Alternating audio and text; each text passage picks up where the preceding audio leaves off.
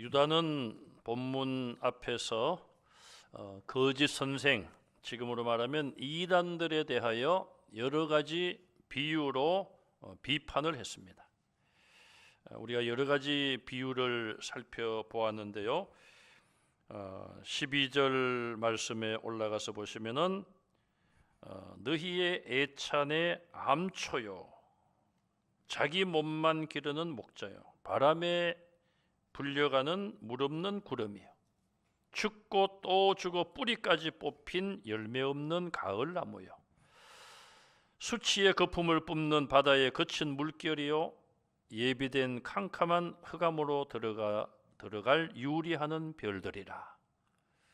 참 굉장히 이 비유 하나하나가 그 깊은 뜻을 가지고 있어요. 그런데 다 이것이 아주 나쁜, 내용적으로 아주 비참하고 형편없고 아주 나쁜 그런 내용들을 많이 가지고 있습니다. 자, 성경은 하나님이 주신 말씀이고 하나님께서 하나님의 종들을 통하여 기록하게 한 말씀이 성경이에요.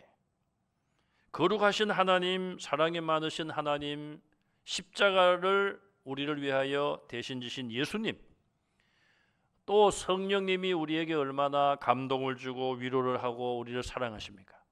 그런 삼위일체 하나님께서 사람을 통하여 성경을 기록하게 하셨는데, 이런 그 참 비유를 정말 신랄하게 비판적인 글을 쓰게 하셨을까? 거기에는 분명한 이유가 있다는 것이죠.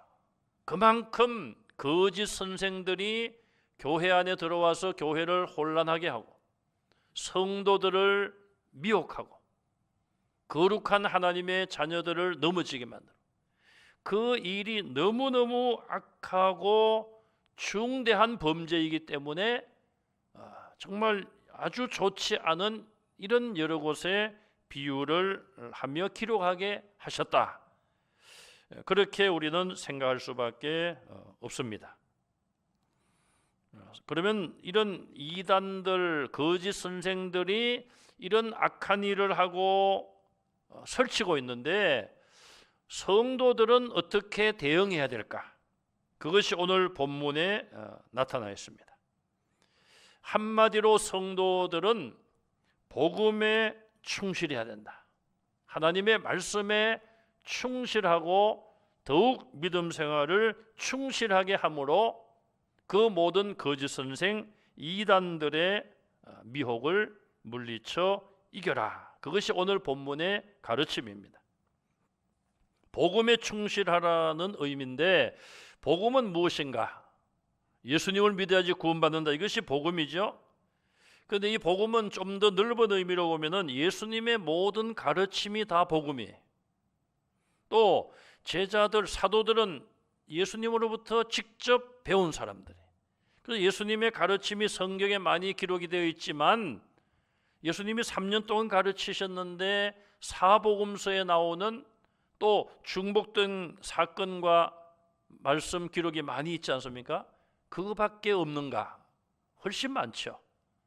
제자들이 3년 동안 예수님을 따라다니면서 예수님께 들은 말씀이 훨씬 성경의 내용 외에도 많이 있을 거라고 말이에요. 그래서 이 사도 12명, 가룟 유다는 나중에 예수님 배반하고 자살했죠. 그를 제외하고 11명의 사도들은 3년 동안 예수님께 배우고 들은 그 모든 가르침을 또 자기들의 제자들에게 또 교회를 목회하면서 가르친 것이 분명합니다. 바로 그것도 복음이라고 볼 수 있어요. 복음에 충실하라. 그럼 복음에 충실하라는 의미는 뭘까요? 첫째는 사도들의 경고를 기억하라는 뜻입니다. 17절에서 19절에 나오는 말씀이에요. 자, 성경은 우리에게 기억하라, 이렇게 하나님께서 구약 성경에서 여러 번 명령하십니다. 이스라엘 백성들에게 이것을 기억하라. 신명기 5장 15절에 보면 너는 기억하라 애굽에서 종이 되었더니 하나님께서 너를 인도하여 냈다. 그러므로 안식일을 지켜라. 하나님은 어떤 계명을 지키라고 말씀하시면서 그걸 지켜야 될 이유를 밝히십니다. 왜 하나님 계명을 지켜야 되는가? 내가 너희들을 애굽에서 구원해 줬기 때문에. 자, 우리가 어떤 사람이 우리 생명을 구원해 줬습니다. 그럼 우리가 그 사람이 원하는 대로 따라야 되지 않겠습니까? 왜? 내가 산 것은 그 사람 때문에 살게 된 거예요. 하나님께서 이스라엘을 구원해 주셨기 때문에 너는 그것을 기억해야 된다. 내가 너를 구원해 줬어. 그러므로 안식일을 지켜라. 신명기 7장 18절에 보시면은 하나님 여호와께서 바로와 온 애굽에 행하신 것을 잘 기억하라. 하나님이 애굽에서 행하신 게 뭡니까? 몇 가지 재앙이죠? 10가지 재앙 아닙니까? 10가지 재앙. 그것을 기억하라는 거예요. 왜? 10가지 재앙을 통하여 바로가 이스라엘 백성들을 놓아줬잖아요. 결국 하나님이 행하신 이적, 기적, 그로 인한 너희들이 애굽에서 풀려난 것을 잊지 말라는 거예요. 신명기 8장 2절에 보면은 내 하나님 여호와께서 40년 동안 내게 광야의 길을 걷게 하신 것을 기억하라. 자, 이건 두 가지 의미가 있다고 봅니다. 이스라엘의 불순종으로 인하여 하나님께서 40년을 광야에서 그들이 고난의 길을 가게 하셨다. 이런 의미도 있고요. 또 하나는 비록 그들이 40년 동안 고난을 당했지만 광야에서 농사를 못 지었잖아요. 자기들이 먹을 것을 준비하지 못했잖아요. 하나님이 40년 동안 광야에서 먹여 살리셨다. 그것도 기억하라. 두 가지로 우리가 해석을 할 수가 있어요. 신명기 24장 9절에 보니까 내 하나님 여호와께서 미리암에게 행하신 일을 기억하라. 하나님의 구원의 일, 기적, 징계, 형벌까지도 기억하라는 거예요. 미리암은 어떤 일을 했습니까? 모세가 춤을 추고 하는 것을 비웃다가 이마에 나병이 발했잖아요. 하나님의 징계였어요. 자, 이런 하나님이 행하신 그 모든 일들을 잊지 말고 기억하라. 자, 사람들은 어떻게 보면은 기억을 자꾸만 잊어버리는 망각 정세가 사람들에게는 있는 것 같습니다. 뭐 연세가 드시면은 기억력이 약해지는 건 사실입니다. 또 치매라고 하는 것은 이제 무서운 질병의 하나로 취급할 수밖에 없지 않습니까? 자꾸 잊어버리는 거예요. 상대방이 누구인지, 나를 찾아오는 자녀들조차도 자녀인 것을 모르고, 그건 이제 치매라는 큰 질병인데, 자, 우리가 잊어버린다고 하는 것은 기억력뿐 아니라 성경이 말씀하는 그런 망각은 뭘 말할까요? 하나님의 은혜를 받고도 그 은혜를 자꾸 잊어버린다는 거예요. 예수님이 내 죄를 위해 십자가에 돌아가셨습니다. 성찬식 할 때는 그걸 기억하고 우리가 울면서 때로는 정말 가슴을 치면서 회개하면서 떡과 잔을 받는데, 또 시간이 지나면은 예수님의 십자가를 우리가 잊어버리고 또 내 마음대로 살 때가 많다는 것이죠. 이거는 인간의 어떤 본성이 기억력의 문제가 아니에요. 머리가 좋으냐 그런 문제가 아닙니다. 우리가 어떤 사람에게 은혜를 받고 은혜를 입었다, 뭐 가까이는 부모님의 은혜를 받았다, 그것을 기억하는 것은 뭐 IQ가 높다 낮다 그런 문제가 아닙니다. 정말 우리가 하나님의 은혜를 잊지 말고 기억해야 되고, 구약의 이스라엘 백성들이 얼마나 하나님의 사랑과 은혜를 많이 받았고 많은 기적을 체험했습니까? 그럼에도 불구하고 선지자들의 말에 불순종하고 하나님의 계명을 거역하고 그 결과는 하나님의 진노를 사는 것이었죠. 신약 성경에도 보면은 기억하라는 말씀이 나와요. 에베소서 2장 11절에 그러므로 생각하라.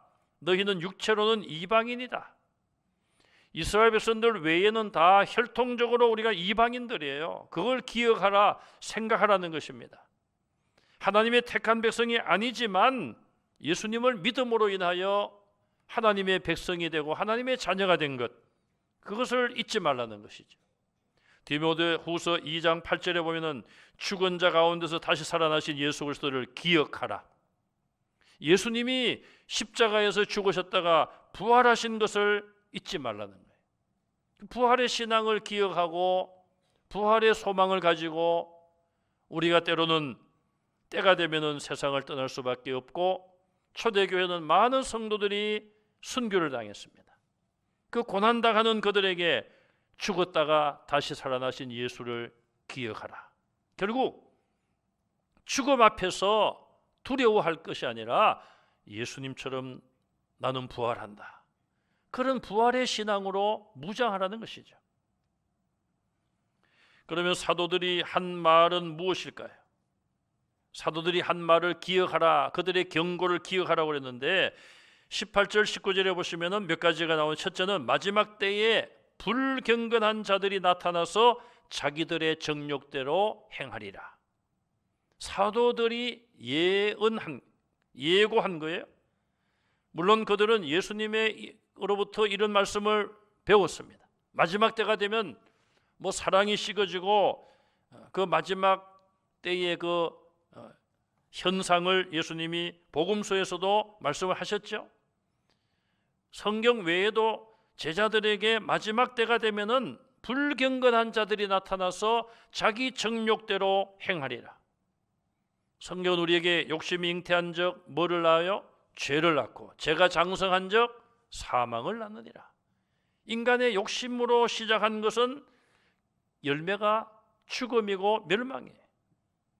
그래서 마지막 때가 되면은 그런 멸망받을 자들이, 결국은 멸망받을 자들이 나타난다는 것이죠. 왜? 자기들 정욕대로 행하기 때문에. 그들을 주의하라는 것입니다. 두 번째는 사도들이 미리 한 말의 내용은 무엇입니까? 거짓 선생들, 이단들은 분열을 일으키는 자들이고 육신에 속한 자들이고 또 나아가서 성령이 없는 자들이다. 지난주와 오늘 설교 제목을 성령이 없는 자 1, 2 그렇게 제가 정했어요. 성령이 없는 자, 성령이 그들 속에 없기 때문에 그들이 어떤 일을 행합니까? 분열을 일으킵니다. 그러나 성령은 하나 되게 하는 일을 합니다.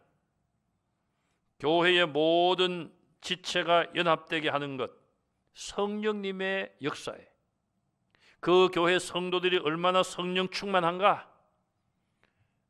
성도들이 마음과 뜻이 하나가 되고 우리가 이 일을 합시다 하면은 그냥 마음을 모아서 그 일을 잘 해내고, 그런 교회가 성령 충만한 교회고 은혜가 많은 교회. 반대로 이 일을 합시다 해도 협력도 안 하고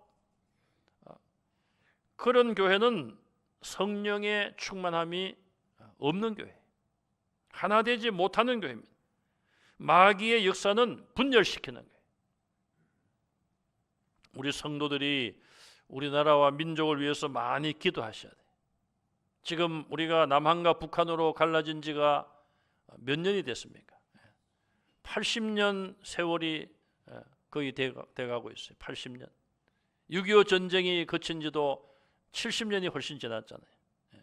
그런데 남과 북이 갈라져 있는 것도 서러운데 대한민국이 하나 되지 못하고, 여러분 어젯밤에 잠 못 주무신 분들 많을 거예요. 저는 글쎄 다행으로 그냥 표현하겠습니다. 저도 잠을 설칠 텐데 모르고 잤어요. 그냥 새벽기도 나올 때까지도 몰랐어요. 새벽기도 마치 집에 들어가서 이제 집에 들어가면 항상 아침에 그 동기 목사님이 편지를 보냅니다.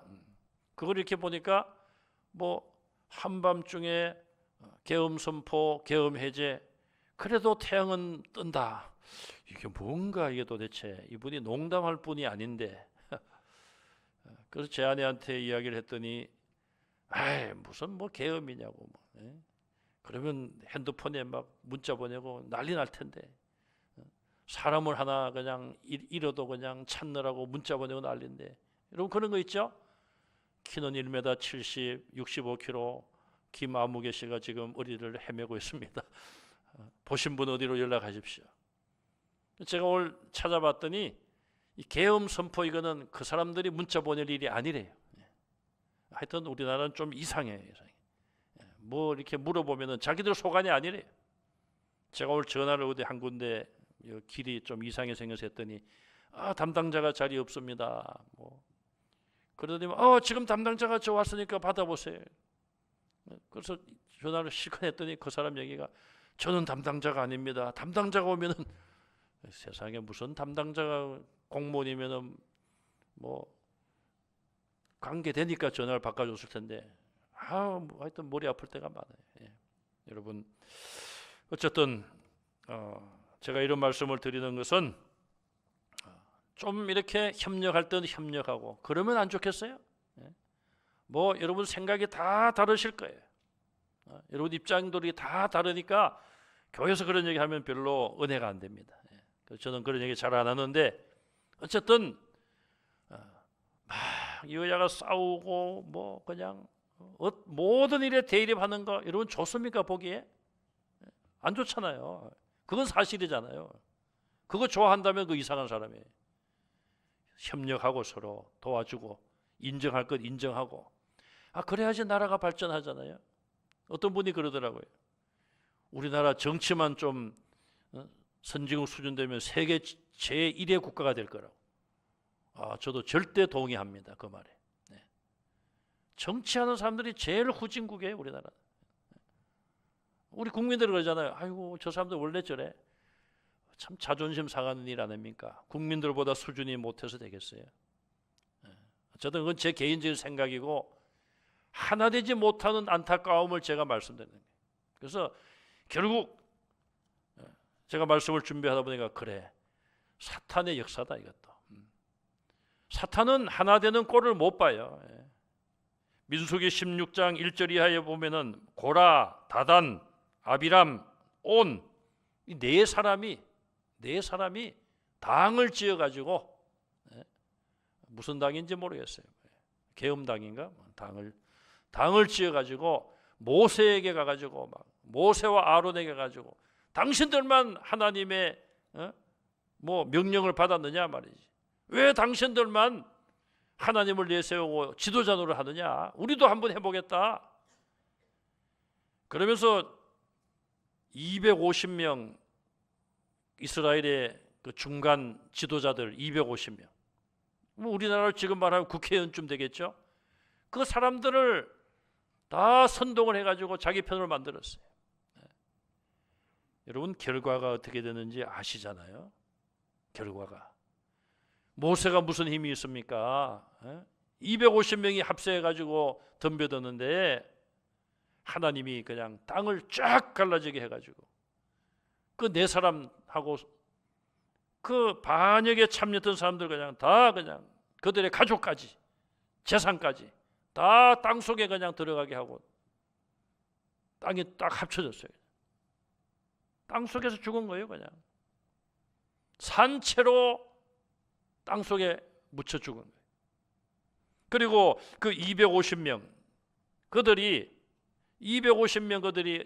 하나님으로부터 불이 나와가지고 그들을 태워버렸어요. 얼마나 무서운 심판입니까? 그런데 이스라엘이 그런 걸 보고도 정신을 못 차려요. 그런 걸 보고도 정신을 못 차려요. 그들은 다 거짓 선생들은 육에 속한 자들이라고 그랬습니다. 육신의 일만 추구하는 거예요. 또 육신의 일은 무엇입니까? 안목의 정욕, 육신의 정욕, 이생의 자랑, 육신적인 쾌락, 물질적인 욕망 그런 것들을 추구하는 거예요. 이단들을 보십시오 여러분. 대부분 이단들의 교주들은 성적인 스캔들이 있고 돈 때문에 자기들을 따르는 맹신하는 신도들의 돈을 다 착취하고 말이에요. 결국 이런 것들이 죄의 원인이고, 이런 죄에 빠지고 육신에 속한 자들이 교회 들어와서 지도자 노릇을 하려고 하고 성도들의 마음을 미혹시킵니다. 성령이 없기 때문에 그런 거예요. 성령을 받고 성령 세례 받은 자들은 성령 충만하여서 성령의 9가지 아름다운 열매를 맺고 성령의 은사를 받고, 그 은사를 가지고 자기를 내세우는 것이 아니라 복음을 전하는 일에 힘쓰지 않습니까? 교회를 섬기는 일에 은사를 사용하잖아요. 성령 충만한 자들은 욕심을 내지 않습니다. 왜 그렇습니까? 성령 충만한 사람은 하나님 아버지가 나의 아버지인데, 하나님은 모든 만물의 주인이신데 내가 뭐가 부족하겠느냐, 이런 믿음을 가지게 되는 거예요. 그래서 다윗은 여호와는 나의 목자시니 내게 부족함이 없으리로다. 다윗이 성령 충만했으니까 그런 거 아니에요? 그런데 다윗도 성령이 충만하지 못하고 마음의 욕망을 억제하지 못할 때 성령이 떠나시잖아요. 그 결과는 무엇입니까? 여호와는 나의 목자시니 부족함이 없다고 했던 그 다윗이 충신의 아내를 빼앗잖아요. 얼마나 치사한 짓을 합니까? 자기 왕과 국민들을, 백성들을 위하여 전쟁터 나가서 생명 바쳐 싸우는 그 충신의 아내를 빼앗아 버리고 그 충신을 죽게 만들잖아요. 성령이 없으니까 그런 악한 일을 하는 거예요. 악한 일을 하고도 1년 가까이 아무 일 없었다는 듯이 아들을 재롱을 보면서 살아지 않았겠습니까? 그게 과연 행복입니까? 나중에 다윗이 고백을 하잖아요. 내 뼛속을 찌르는 것 같구나. 쾌락은 잠시요, 고통이 얼마나 큰지. 그래서 침상을 눈물로 띄우면서 회개하잖아요. 우리가 그런 고통스러운 회개를 하지 않으려면은 그런 죄에 빠지지 않으면 되는 거예요. 뭐 누가 죄에 빠지고 싶겠습니까마는 죄에 빠지면은 그런 뼈아픔, 뼈를 깎는 것과 같은 회개를 해야 되는 거예요. 그냥 대충 그냥 입술로만 회개하고 그걸로 끝나버린다면 우리의 죄는 점점 쌓일 수밖에 없을 것입니다. 다윗이 입술로만 그렇게 그냥 회개하고 말았다면 또 범죄했을 거예요. 쉽잖아요. 자기 마음대로 살고 그냥 하나님 죄송합니다. 저의 모든 죄를 다 용서해 주십시오. 교회도 잘 안 나오다가 송구영신 예배에 참여하여 한 해를 예배로 끝내고 예배로 시작하고 도매금으로 하나님 1년 동안 지은 죄를 다 용서해 주세요. 그 한마디로 회개가 끝난다면은 그 사람은 죄를 점점 쌓을 수밖에 없는 거예요. 회개가 그렇게 쉬운 게 아니에요. 다윗과 같이 뼈를 깎는 듯한 그런 진액이 마르는 것 같은 그런 회개를 한 사람은 이 회개가 참 힘든 거구나. 죽을 정도로 힘든 거구나. 그러면 어떤 생각하겠습니까? 내가 죄를 짓지 말아야지. 그런 생각을 할 수밖에 없는 거잖아요. 그러려면 우리가 성령 충만해야 되는 것이고 성령님의 인도를 따라 기도하고 찬양하고 예배하고 그런 성도들이 되시기를 바랍니다. 두 번째로 하나님의 사랑 안에서 자신을 지켜라. 20절 21절에서 권면하고 있습니다. 자기를 지키는 방법이 무엇인가? 구체적으로 보면 첫째로 거룩한 믿음 위에 자신을 세워가라. 우리의 믿음이 거룩한 믿음이 돼야 돼요. 세상과 구별되는 믿음이 돼야 되고 우리의 더러운 죄를 회개하고 정결한 마음으로 하나님을 믿는 그 믿음이 거룩한 믿음이잖아요. 그 위에 자기를 세워야 돼요. 두 번째로 성령으로 기도하라. 반대는 뭡니까? 내 욕심으로 기도하는 것, 그것이 반대예요. 성령으로 기도하라. 하나님의 뜻대로 기도하라는 것이죠. 세 번째는 하나님의 사랑 안에서 자신을 지켜라. 하나님을 떠나지 말라 이 말이에요. 탕자의 비유에 둘째 아들이 아버지를 떠나잖아요. 아버지 재산을 가지고 외국에 가서 살면 그냥 천국에서 사는 것처럼, 낙원에서 사는 것처럼 그렇게 생각하고 아버지를 졸라서 유산을 미리 받아가지고 외국에 갔습니다. 아버지를 떠났습니다. 돈이 있을 때는 얼마나 좋겠습니까? 돈이 떨어져 있고 친구가 떨어지고 먹을 것이 없고 돼지가 먹는 지엄나무 열매로 배를 채우고, 아버지를 떠나면은 그런 결과가 오는 거죠. 하나님의 사랑을 떠나면 우리도 그렇게 될 수밖에 없어요. 그러니 하나님의 사랑 안에서 떠나지 말고 자신을 지키라는 거예요. 네 번째, 하나님 그리스도의 긍휼을 끝까지 기다리라.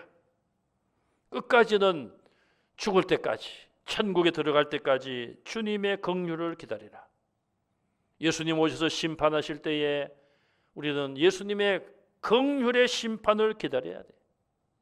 내가 믿는다고 했지만 주님께서 주실 긍휼의 심판을 통과하여 하나님 나라에서 영생을 누려야 되는 것입니다. 자, 20절 21절을 보시면은 세 가지씩 두 세트가 나옵니다. 첫 번째는 삼위일체가 나와요. 삼위일체. 성부, 성자, 성령. 21절에 보면 하나님 예수 그리스도가 나오고 20절에는 성령이 나오잖아요. 삼위일체가 나와요. 그 다음에 보면은 20절에 믿음이 나오고 21절에 사랑이 나옵니다. 그리고 기다리라. 이건 소망이에요. 소망.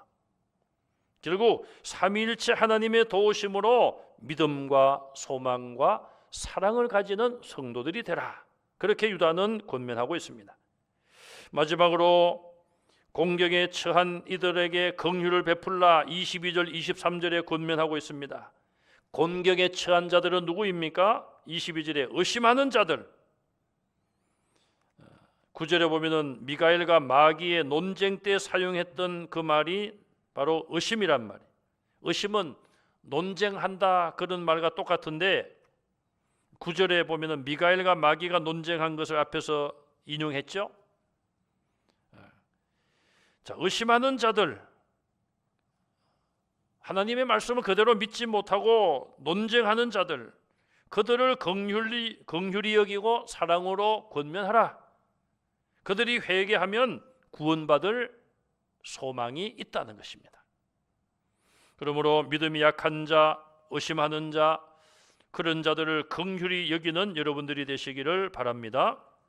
왜 그것도 몰라 그렇게 책망하지 마시고 잘 사랑으로 가르쳐 주시고 사랑으로 지도하는 여러분들이 되시기를 바랍니다.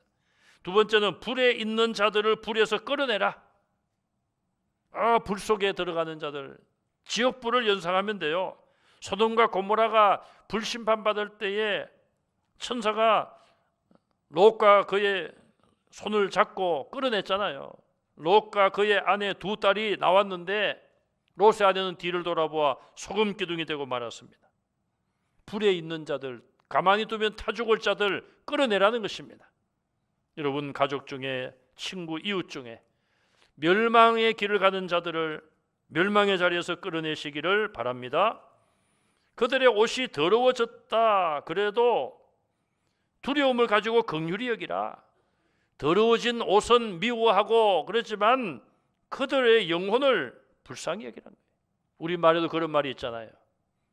죄는 미워하지만 누군 미워하지 말라고요? 사람은 미워하지 마라. 그 참 오늘 그 말씀과 오늘 여기 본문 말씀과 내용이 비슷해요.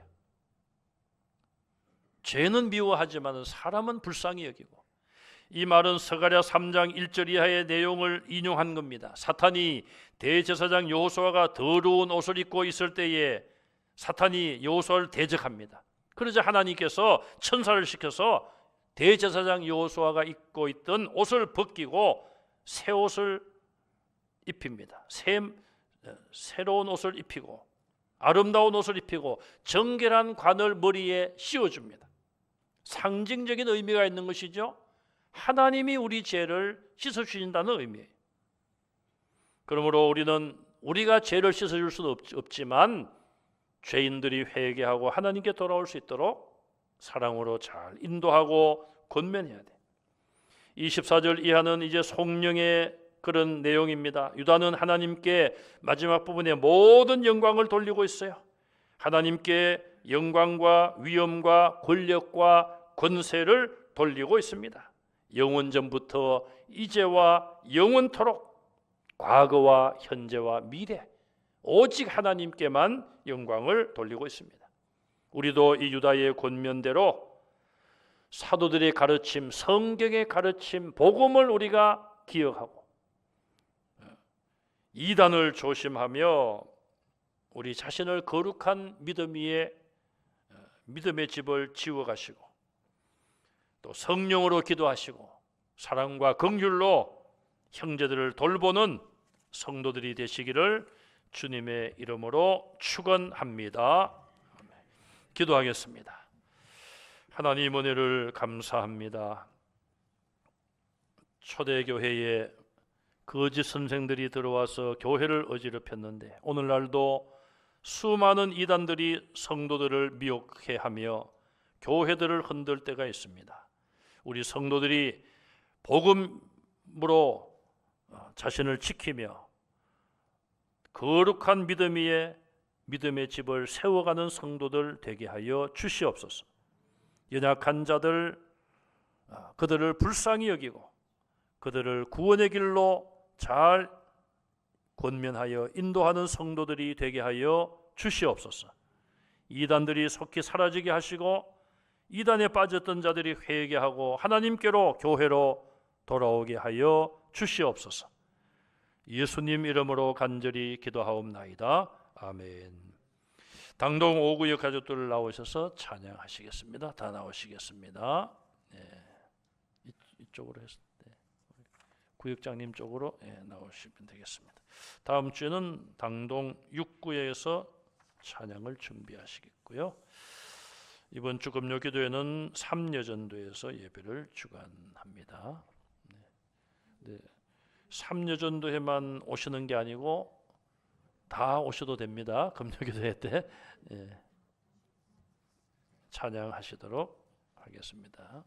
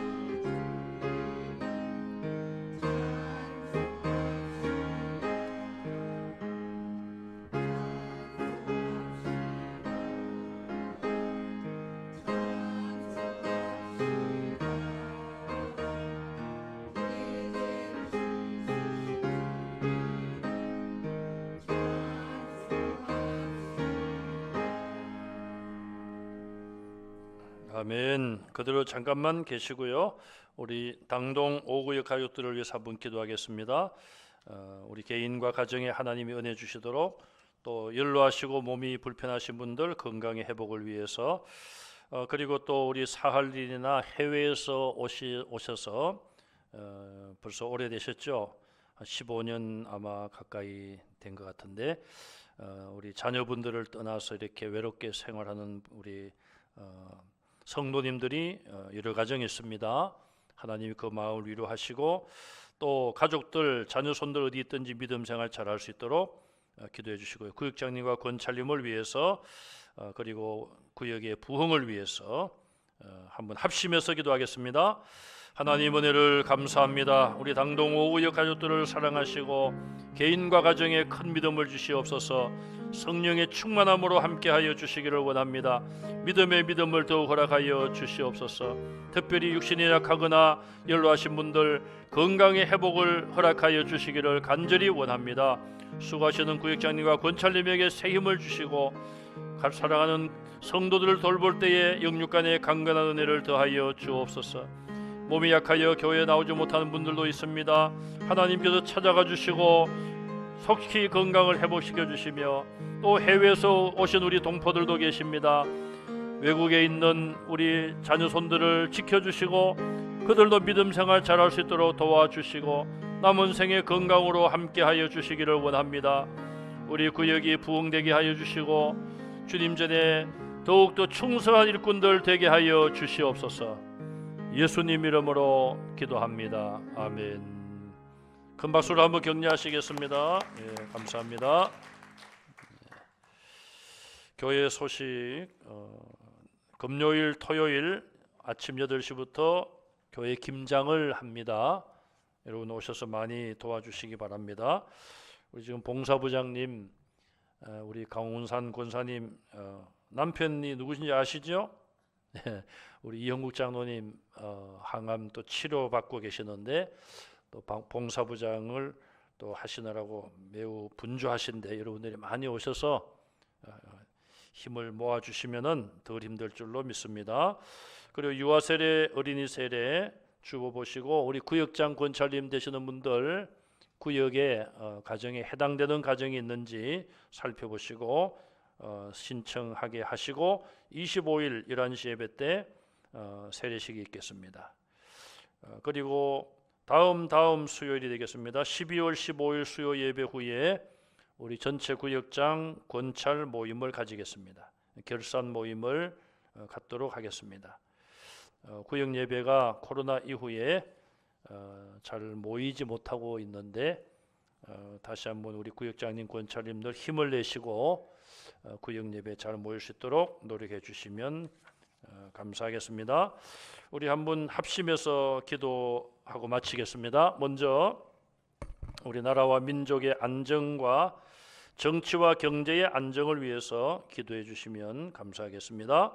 또 전쟁의 위협이 이 땅에서 사라질 수 있도록 남북이 평화롭게 통일될 수 있도록 기도해 주시고 우리 한국 교회가 영적으로 회복되고 수적으로도 회복되고 우리 성도들이 빛과 소금의 사명을 감당할 수 있도록 우리 한번 먼저 합심해서 기도하겠습니다. 하나님 아버지, 이 시간 나라와 민족을 위해서 기도합니다. 정치와 경제, 사회, 문화 모든 면에서 안정을 찾게 하여 주시옵소서. 하나님을 기뻐하시는 나라가 되기를 원합니다.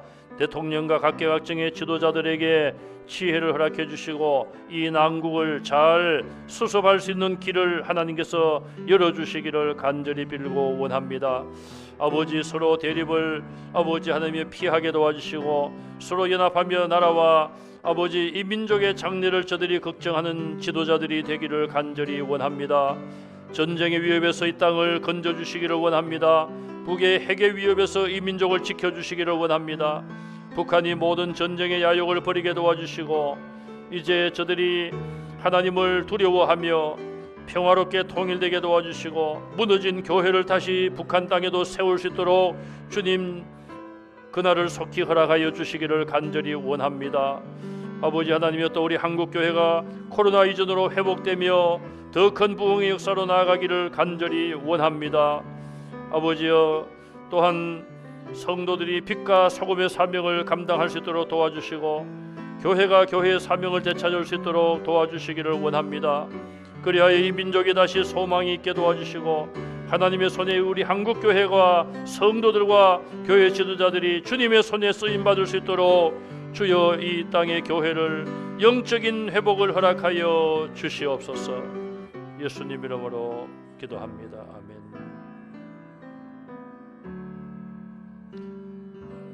우리 환우들을 위해서 먼저 기도하겠습니다.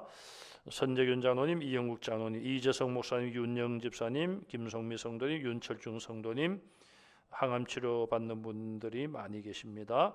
또 우리 안명란 집사님, 또 박병진 집사님, 박효신 집사님, 박효선 집사님, 그 외에도 여러분들이 알고 계시는 육신이 약한 분들 위해서 이 시간 기도하시고, 여러분 자신의 건강을 위해서 기도해 주시고요. 또 특별히 오늘 좀 안타까운 소식인데, 우리 김우일 목사님 집에서 일을 하시다가 두 번째 손가락을 많이 다쳐서 뼈도 지금 아마 인공뼈를 내일 아침에 이식하는 수술을 내일 큰 수술을 받습니다. 참 여러분들 집에서 전기톱 같은 것 사용하실 때 극히 조심하셔야 되고, 하여튼 조심하시면 하시기를 바랍니다. 우리 악교도 연주하시고 그랬는데 오늘 우리 사모님도 병원 가 계시고 두 분이 빠지니까 썰렁해요. 내일 수술이 잘 되고 손가락이 회복되어서 또 연주하시고 또 하나님이 일하는데 불편함이 없도록 우리 김우일 목사님 내일 수술이 잘 될 수 있도록 기도해 주시기를 바라고요. 또 우리 대학을 이제 지원하고 입학할 우리 학생들, 청년들 하나님께서 길을 열어 주시도록, 또 우리 주일학교의 부흥을 위해서 한 번 더 기도하겠습니다. 아버지 하나님, 연하여 기도합니다. 육신의 연약함으로 고생하며 힘들어하는 하나님의 자녀들이 있습니다. 우리 선재균 장로님, 이형국 장로님, 또 우리 이재성 목사님과 윤영 권사님, 윤철중 성도님과 김성미 성도님, 그 외에도 항암 치료받고 있는 하나님의 자녀들을 긍휼히 보시고 주님의 능력의 손으로 회복시켜 주시고 모든 암세포가 다 사라지기를 원합니다.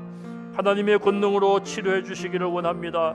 주님 영광 나타내 주시기를 간절히 원합니다. 우리 안명란 집사님, 또 박병진 집사님, 박효선 집사님, 우리 하나님께서 찾아가 주시고 그 모든 약해진 부분이 온전히 회복되게 하여 주시기를 원합니다.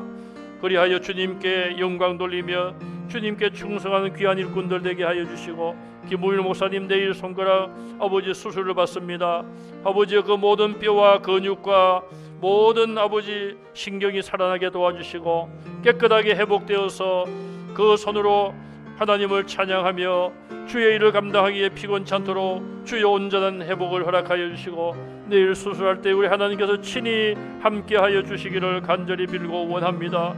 아버지 하나님이 또한 입시를 준비해왔고 시험을 치른 우리 청년들, 학생들, 저들의 앞길을 열어주시고 이제 저들이 대학에 지원하여 아버지 대학에 또 입학하기를 원합니다. 주여 저들의 간구에 응답해 주시기를 간절히 원합니다.